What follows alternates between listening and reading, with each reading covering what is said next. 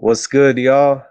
Let's talk about this thing about the PEDs going on, in the sport of boxing and just sports in general.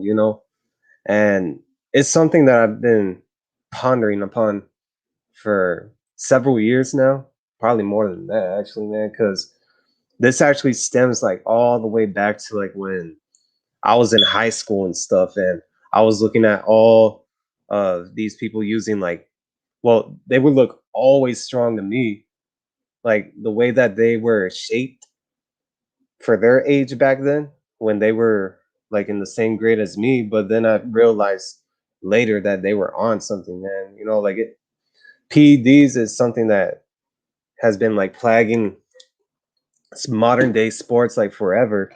And I've seen it before. I've seen it in like high school football. I've seen it in boxing, like even in the boxing local gyms that I've gone to. I've seen some people that actually look unnatural to me. And I want to tell you guys a story about when I was a kid. You know what I mean? Like when I was in middle school, there was a bunch of strong uh kids around there when I was in middle school, man. Like you got one guy that was you had like two guys that were the strongest. You had one guy that was he was like a boxer kind of guy, like he was real good at it actually, man. Like damn, I just wish that he could have continued because I think he could have done something later on, like in his life. But unfortunately, like destiny took him somewhere else. And he used to be like one of the baddest guys in the entire school.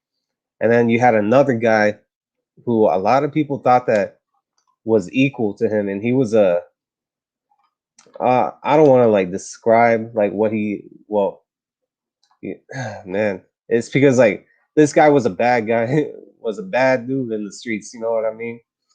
And when I looked at his physique and how he looked compared to like a lot of guys my age, I was like around 14 or 15 back then.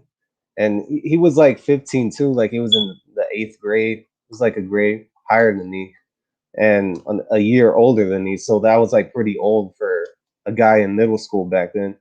And this guy, man, was shaped like like a young Mike Tyson when he was 13. And that looked pretty unnatural to me, man, because like when I looked at his neck, it looked like a fucking volcano. It was crazy, like seeing how easily the system can be cheated, even at like a high school level and stuff. Like when I look at the athletes on the football team, like they would exhibit these weird type of mannerisms, man. Like some of them would be like grabbing benches, like for 400 pounds, benching that, and they looked real unnatural. Like their heads would be growing very big compared to like when I knew them since elementary. Like they used to have like a very very small head. Now their head is like a fucking cube and shit. And that was basically something that I've always seen my entire life. The use of PEDs, the use of steroids overall, like in just basically any type of sport, and even like competitive sport, I should say. But watching boxing, it's very prevalent. Like we just had somebody test for two of their samples, B and A, and I'm pretty sure you know the fighter named Oscar Valdez. And I'm not surprised, to be honest. Everybody else is, but when I look at that performance, everything is always going to be under question from now on when you're looking at that entire camp of Reynoso, because we're going to talk about this Oscar Valdez situation. But before that, I just want to continue about my stories, man. Like when a year after like that whole situation, after I knew who that guy was, later on, like a year later, year or two later, there was this other guy when I was like practicing and training at a boxing gym. He looked like a Super Saiyan version of a he looked weird to me, man. Like he was built crazy, like he had veins running through his arms and stuff, like very masculine guy. He looked pretty buff compared to a lot of kids his age too. He was like around my age actually, and he was doing like double clap push-ups, and like he looked very heavy. He looked every bit of like 180, 190 pounds, and he was like only 16 years old. And one time, like he was benching in the gym, I saw him pressing like 250, 260 pounds. And one of the guys that I used to train with, who was an amateur at the time, he told me that that guy could max out like at 315. And he was only like what, 15 or 16 years old back then.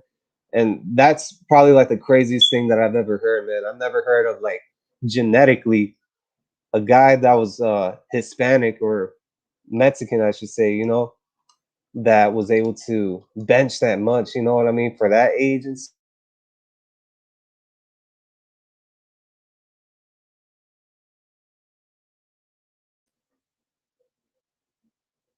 hold up, I'm just waiting.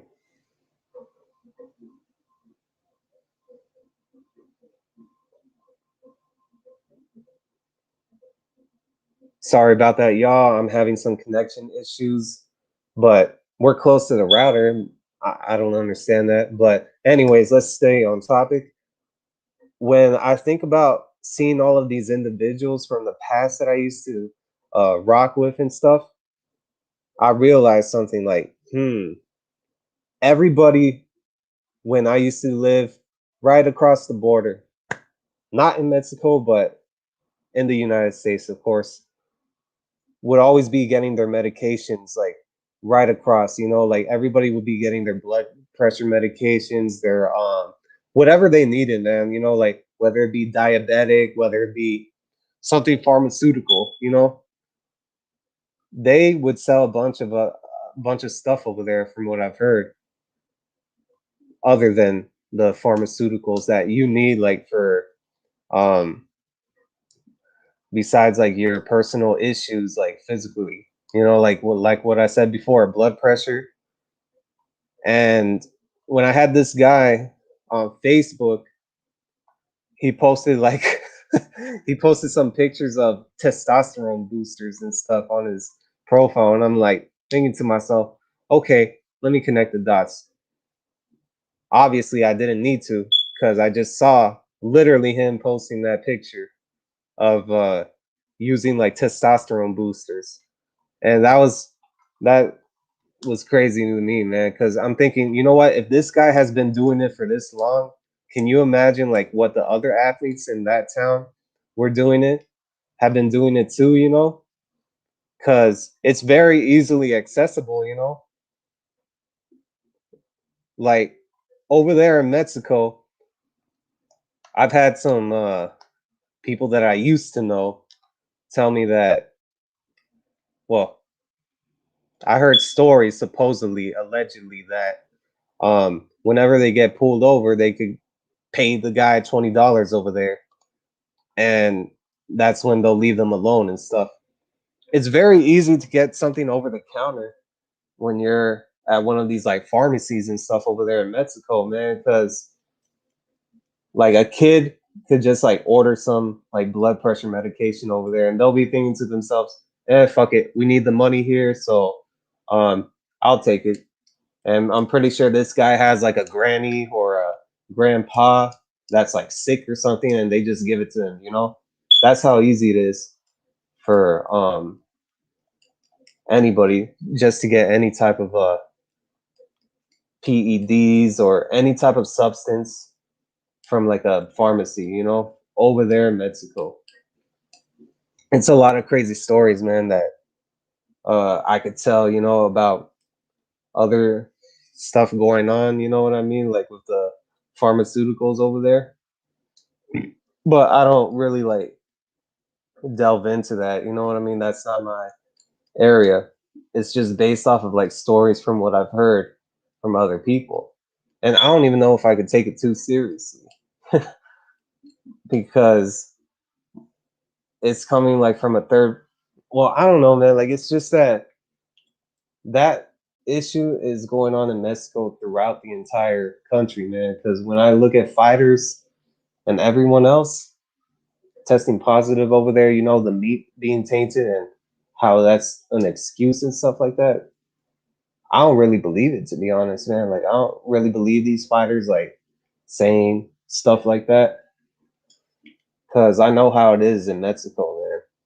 I know how it is. I mean, like people can doubt me, people can say, "Oh, you never been there before," all this other stuff, but they don't really know at the end of the day because I understand how that, well, more or less how the economy works based on the PED industry and stuff, and how easily accessible it is over there, especially like when you're cycling off of something, man.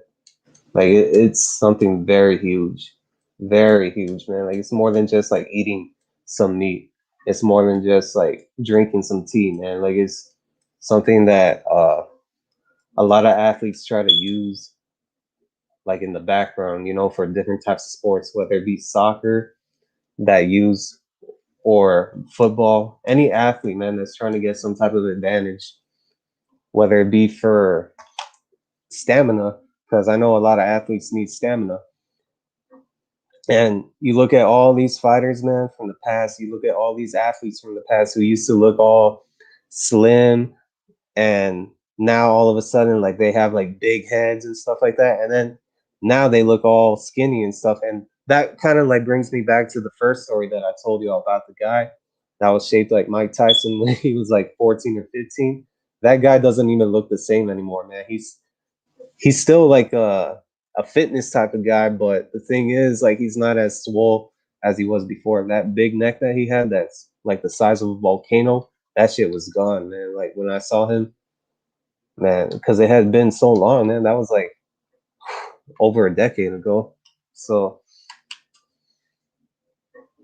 yeah, man, like PEDs, this is the age of the weaponized fighter when you think about it, because everybody's trying to get an advantage. Everybody is trying to mask themselves, you know, like with what's going through their bodies and stuff via blood pressure medication, via diabetic medication, you know, like the herbal tea and stuff like that. And yeah, it's just something that um, many athletes are still like trying to get a competitive edge. And I've always thought to myself, you know what? What if they equalize the playing field? But then I had to like think about that, because if they did equalize the playing field, then that would make it seem like the fighters are gonna have to be financially powerful in order to win some of these fights, man. It would be just based on like who can uh buy up the best PEDs, the best substances for their performance enhancements. You know what I mean? And that would just like put the other fighter at a detriment, because they probably won't be having those like type of sources or those type of like connections to get all those type of performance enhancements. So that's what I think it's turned out to be. And if it does turn out to be like equalized grounds and stuff, it wouldn't really be as equal as we think, because somebody's just going to be at a disadvantage at the end of the day. And it's going to be real hard for anybody natural, man, that had actually like worked hard for this their entire life to actually like even participate in the sport anymore, because they don't want to destroy their body at the end of the day. Because when I see all these like fighters that look like they're on something, I think to myself, you know what, this guy is not going to look good in the long run, you know, like when he gets older and stuff, he's probably not going to have like the same hair that he does right now, or you know, like his body's not going to be the same again, man. He's not going to have that stocky frame physique and stuff. Instead, he's just going to look like he is going to die. Well, he looks like he's going to die of starvation or something like that, you know? So that's why I think this is the age of the weaponized fighter. And when I say the weaponized fighter, it means the fighter that's on PEDs, steroids, whatever you want to call it, man. And they could come in different forms. Like it doesn't just have to be like a generic stereotypical bodybuilder physique. They could come in the form of some guy that looks lean but yet very chiseled, and he could be on something that boosts his stamina, or another guy that he looks like he's very big compared to how he used to look, but he's not as chiseled. He just looks like very huge, man. Like his skull is huge, his neck is huge, and like he never really looked like as bonely structured. You know what I mean? Like his bones never looked this big before. And you really gotta like think to yourselves like, is the testing protocol like really catching these guys? You know, like are is everybody really in collaboration with trying to make this sport clean, or just overall period? Because like I don't know, like it's just something that we have to ponder upon most of the time, you know, when you look at different types of fighters, different types of athletes overall. But when you're talking about boxing, man, you're talking about a sport where everybody's just hitting each other, you know, right across the head, rocking each other's brains out. And it's really nothing to play with at all, because everybody can get hurt at the end of the day. You know, like I know I've heard some people say, it's just boxing. You just like hit and then you run and all this other bullshit that they like to say. But yet, boxing has produced like numerous amounts of like tragedies and injuries these past recent years, man. We just had one yesterday, and especially like 2 years ago when it was like really boosting up, man, you know. And after 2 years ago, man, that's when like the referees really had to start like looking at the fighters a lot more, you know. So that's something to think about. I just wanted to chop it up with you guys about like this whole thing about PEDs and my stories that I've heard and the stories of people that I've seen that look like they were on it, man. Like the system is very flawed, man, when it comes like to catching people on the juice and stuff. And I've seen like a lot of people in the fitness industry discuss this issue, you know, like when they see other athletes, you know, even like outside of like bodybuilding contests and stuff, they think that they're on something too, you know, whether it be HRT, um, stuff like that, man. You know, you always like gotta watch those type of channels, man, because they give you the most information on like who's using what. Even though like you're not really into that area of like bodybuilding and stuff, they'll know who is like on something or not. Because believe it or not, guys like Jarrell Miller have always like collaborated with the fitness industry. You know what I mean? Some people within the fitness industry. And that's why like you've seen him get caught multiple times, like with like all these substances in his system. You know what I mean? Like it's well documented that he got caught and stuff, man. Because when you listen into these guys, man, within the fitness industry, they'll let you know right away who's on something or not. And believe it or not, maybe it was prevalent in the past too, just as much as it is now. But I'm pretty sure that the fighters of today are finding ways to mask it more than looking for the most powerful uh, well, the most powerful PED, I should say, in order to mask what they have in their system. You know, like that's what they're mainly looking for before they scratch upon the surface of looking for something even more potent than what they're using right now.